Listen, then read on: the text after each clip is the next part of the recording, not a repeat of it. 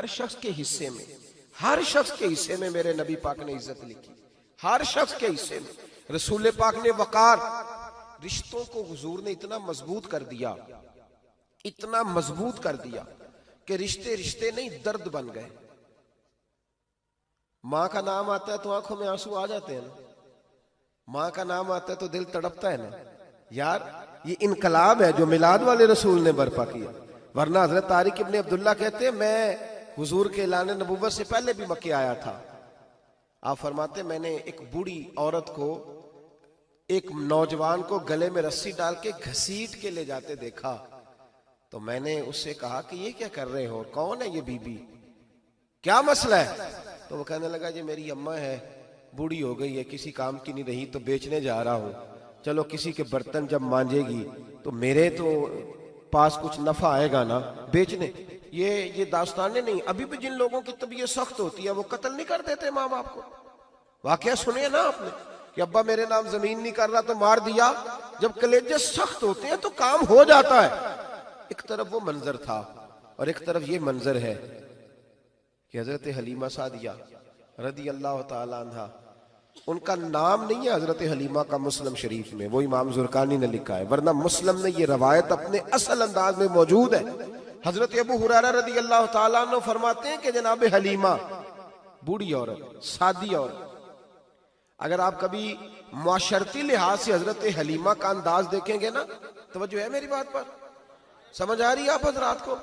जो हमारा मुआशरती माहौल है ना, मुआशरती माहौल, तो हजरत हलीमा सादिया रदी अल्लाह ताला अन्हा की हैसियत आज के मुआशरे में अगर देखी जाए तो एक आया, बच्चों को पालने वाली आया नहीं होती, वो आया थी। स्कूल में एक आया होती है, जब बच्चा छोटे हमारे प्राइवेट स्कूल्स में बच्चे जाते हैं तो औरत संभालती है, दूध डाल देती है, कई दफा फीडर भी पिला देती है। बच्चा अगर पखाना पेशाब करता है तो खिदमत करती। ये औरतें उस जमाने में छोटे बच्चे ले जाती थी, पाला करती।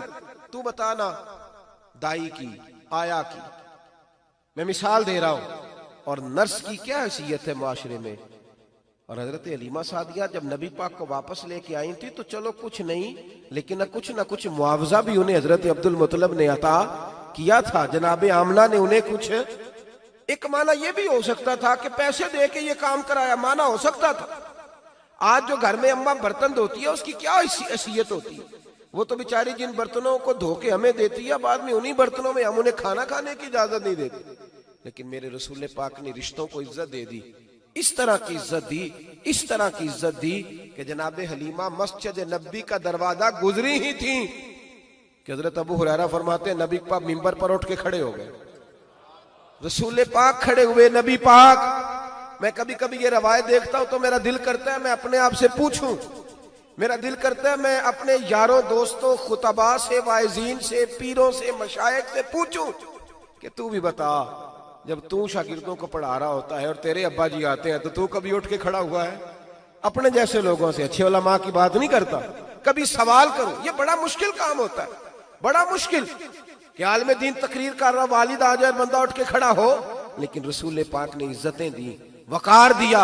जनाब हलीमा दाखिल हुई तो हुजूर मिंबर पे खड़े हुए और इतनी तेजी से हुजूर आगे बढ़े, अपनी चादर को उतारा और फिर मेरे रसूल ने जमीन पे बिछाया और फिर हजरत हलीमा सादिया बैठ गई।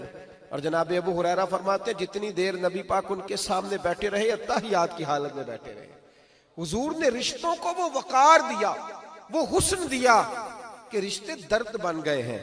अब माँ का नाम दिल में बाद में आता है, जुबान में बाद में आता है, आंसू पहले आते हैं। अब माँ का रिश्ता एक वकार है, एक हुस्न। अल-हावी लिल फतावा में इमाम जलालुद्दीन सयूती रहमतुल्लाह लिखा है, फतेह मक्का के बाद ना कमाल हो गया, वराईत अन्नास यदखुलून फी दीनिल्लाहि अफवाजा, फौजों की फौजें दीन में आ गई। एक जमाना तन्हाइयों का होता है, एक उरूज का होता है। उरूज के जमाने में बड़े ताल्लुक, बड़े रश, बड़ी बातें।